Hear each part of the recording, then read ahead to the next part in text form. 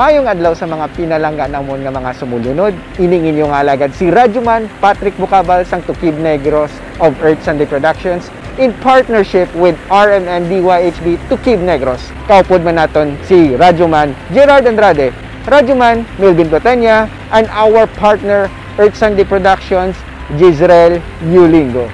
In this episode, we will feature travel and tourism diri sa Bacolod City. And we all know nga kung mag-travel kita, we will learn and know the history of culture and tradition sa mga kada lugar nga ato malagawan. In this pandemic, kabudlay mag-travel, kag ang turismo is among the most affected sectors with a massive decline of international and local demand during this pandemic. And if ever mag-travel gid man kita to unwind, kag pampadula stress, kadamo sa mga processes, papers nga gina-required para lang kita makatravel. Kagsubong, matravel kita ya sa Bacolod nga wala sang hassle.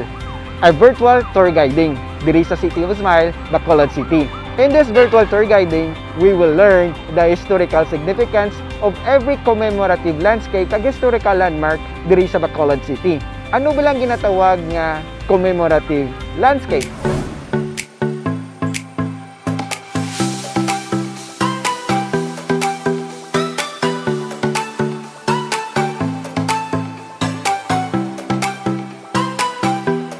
The term commemorative landscape refers to a wide range of material sites devoted to remembering the past o paghanduraw sang una. In this episode, aton man talakayon ang bag-o nga gin-renovate nga Bacolod Public Plaza, kung ano ang mga trivia and facts behind sa aton nga Bacolod Public Plaza, kag isa man ini nga ma-consider naton as historical landmark or as commemorative landscape. Gani din niyo ako kag tukibon naton ang Bacolod Public Plaza. Bacolod Public Plaza, considered to be as one of the historical landmark sa Bacolod City. Ginatawag ina sang una, Plaza 16 de Nobyembre. Inigin pangalan sa adlaw sang pagsungka sang mga Katsila on November 5, 1898 o ginatawag 5 de Nobyembre. The land area of Bacolod Public Plaza is 2 hectares. Kag ang plaza may duwa ka porsyon. Ang isa ginapanagian sang city government nga gindonar sang anay late Dono C. Vicente Locsin Gonzaga. Kag ang isa naman ka portion is owned by the Diocese of Bacolod. Ang tema sang plaza has a classical European theme. The names of famous Western classical music composer sila ni Beethoven, si Wagner, si Haydn, kag si Mozart ang mga pangalan nga na-inscribe sa gazebo's roof. Kag makita mo man sa four corners sang plaza ang 4 ka circular fountain. Ini ang obra sang Italian artist nga si Francisco Monte. Sang 1920, si Ildefonso Coscolcuela, the provincial treasurer, chaired the committee in renovating the Bacolod Public Plaza. The construction started in 1922, kag ang bandstand was erected in 1926, kag gininagurahan sang 1927.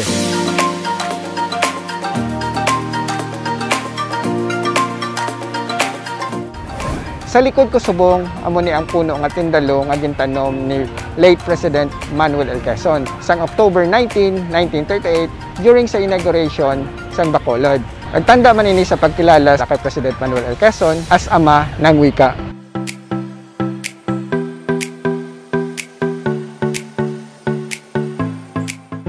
Another renovation pagid sa Bacolod Public Plaza that is spearheaded by the administration of Mayor Bing Leonardia para mapatahong pagid ang Bacolod Public Plaza. And this is one of the projects of the continued development and beautification projects of our city. Gani sa mga pinalangga namon nga mga viewers kag sa amon nga loyalista nga tagpalamati sa RMN DYHB Tukib Negros, update niyo ako kag atong tukibon ang bag-o nga renovated nga Bacolod Public Plaza. Matahom, matinlo, kag nagnami na gid ang Bacolod City Public Plaza. Kag ini ang proyekto sang administrasyon ni Mayor Bing Leonardia.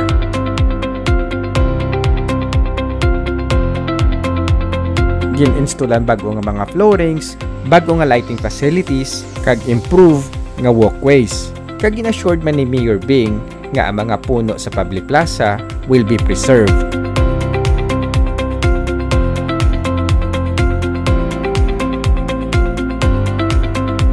Sang tuig 2017, ginanunsyar ni Anay Councilor Cesar Distrito na mag-aalokar sang 10 million pesos si Senador Mig Zubiri para sa pagpatahom sa Bacolod City Public Plaza.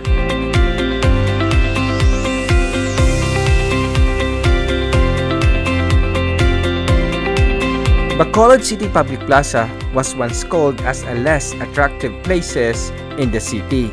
Kag tungod sa bag-o nga mga improvements subong, it's gaining again as Bacolod's pride. Kagdugang pagid nga ihibalo, one of the most widespread commemorative landscape types is the street name o mga pangalan sa atong dalan diri sa Bacolod. In Bacolod City, we have street names used to create symbolic connections with the past by commemorating and honoring the contribution of historical figures, and most of these are the pioneers of Bacolod, patron saints, and the political leaders.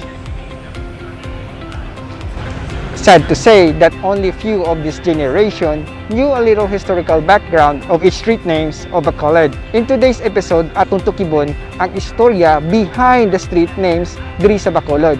Pero bago sina, gusto ko pasalamatan si Sir AJ Duwaten, isa ka teacher sang Social Studies sa Bacolod City National High School, for helping me out in this research.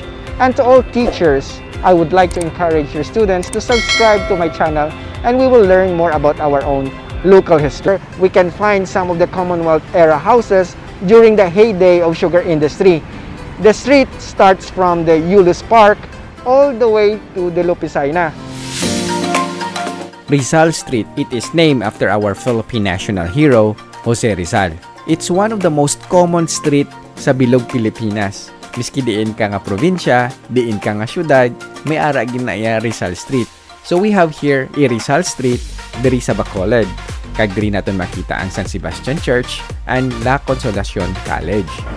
Diri man sa Rizal Street, in the 1980s, amo ni sa ginatawag nga Red Light District man sa Bacolod. Sa likod ko, may disco bar na ang ginatawag nga Happy Valley. And all the way na dito pakad ko sa Lacson, may mga mga bars na dadala sang una. And in front of me here, ang Petron na Balasubong. There. Okay. Ng Shell na da sang una. And here, dire, sa babaw, may ara na da sa babaw sang una nga mga disco barman. Yari naman kita subong sa Quadra Street. It was named after the last municipal mayor of Bacolod, Fernando M. Quadra. Before, it was named as Top Street. As you can see, during area sa Quadra Street, dari mo man makita ang old manukan sa una, dira ang area. Yan. So, before gin-transfer ang Manukan Country sa reclamation, dari mo na di makita ang Manukan Country. Locsin Street, named after Don Aurelio Locsin Sr., who served as mayor of Bacolod as well as publisher of El Cibismo, the only Spanish-language newspaper of Negros Occidental. The street was previously named Calle Smith in honor of James Francis Smith, who served as Governor General of the Philippine Islands under the insular government. Formerly, Smith Street was the red light district of Bacolod during the 1970s and 1980s because of the presence of entertainment and disco clubs during the disco era. Kagdugang pagid nga ihibalo, Don Aurelio Locsin Sr. was married to Doña Soledad, a sister of former Manila Mayor Arsenio Lacson. Locsin, the founder and owner of the first elite exclusive school for girls in Bacolod City. It is called as Casanova School, which was later sold to the Agustinian Friars in 1965 and now known as Colegio de San Agustin. So ari kita subong sa Burgos Street, and Burgos Street was named after one of the three martyr priests, Padre Jose Burgos, who were executed due to the accusations on treason and sedition during the 1872 Cavite Mutiny. This street stretches from the reclamation area all the way to Barangay Granada, and it was actually called as the Millionaire's Row or the Forbes Park of Bacolod because of the presence of the Commonwealth era mansions of prominent sugar planters during the height of the sugar industry in Negros. Sa Burgos Street man naton makita ang Guinness Book of Record holder nga the only cemetery nga ara sa tunga dalan, ang Familia de Luzuriaga Mausoleum.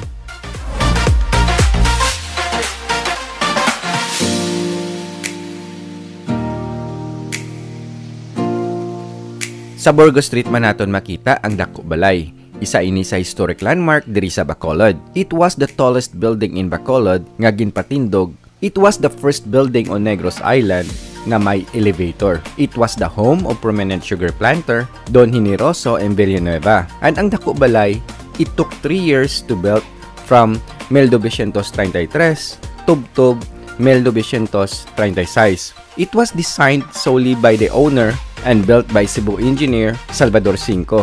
Kung mahilig ka sa architecture, this is a place for you to visit.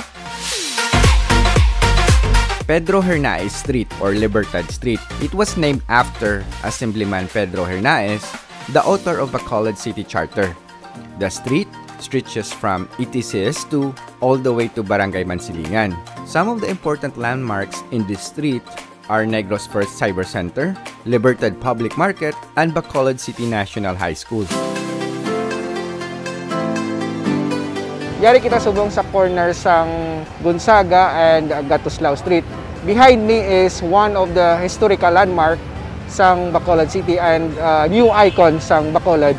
It's the Halandomon Tower. It's one of the controversial nga tower na bahida na sang pamulitika diri sa Bacolod. But kung kabalo ka lang sa the historical significance of the tower, it serves as the beacon of hope sang mga taga Bacolod. Kag reminder sa aton ang matuod nga pagbunag sang syudad sang Bacolod City. Gatuslao Street provides access from downtown through the provincial capital area to Robinson's Place. It was named in honor of Okay, so behind me is the Luzuriaga Street. It's one of the busy street diri sa Bacolod. Center man siya sa downtown area. Luzuriaga Street was named after Don Jose Ruiz de Luzuriaga, in whose residence along the street the capitulation of Spanish forces in Negros was signed. He was the forerunner of economic growth of Bacolod, and he donated his mansion that served as the municipal and city hall until the 1960s, when the former mayor Romeo Guanzon renovated the wooden mansion into a concrete structure, and some of the wooden materials of the Luzuriaga's mansion were donated to the construction of Bacolod City National High School main building.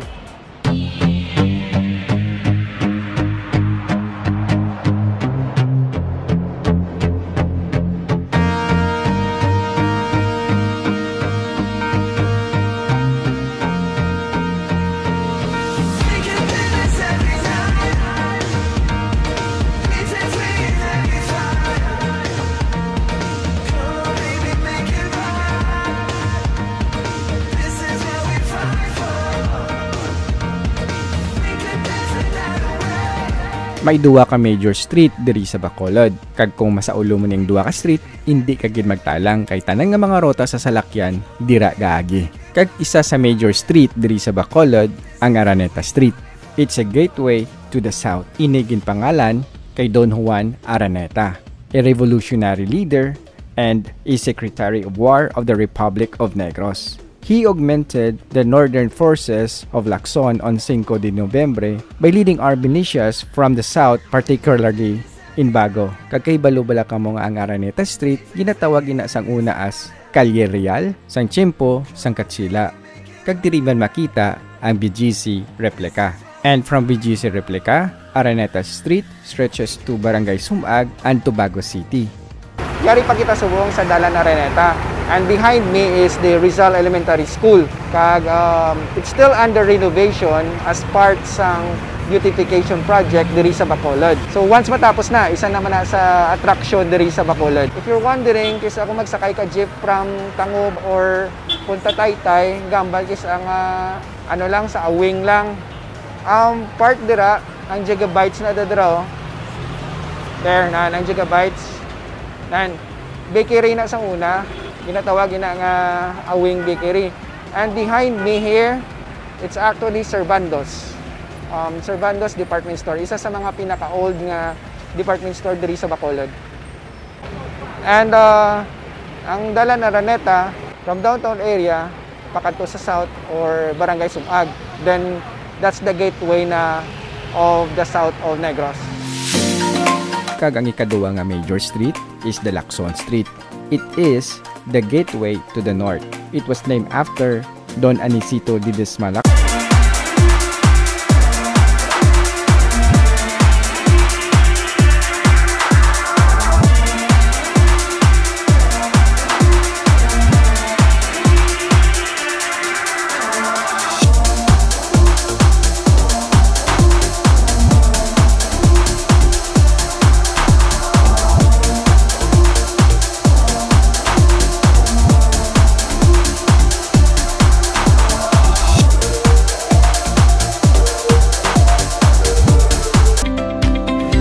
Street naming has been relatively underanalyzed in the study of public commemoration.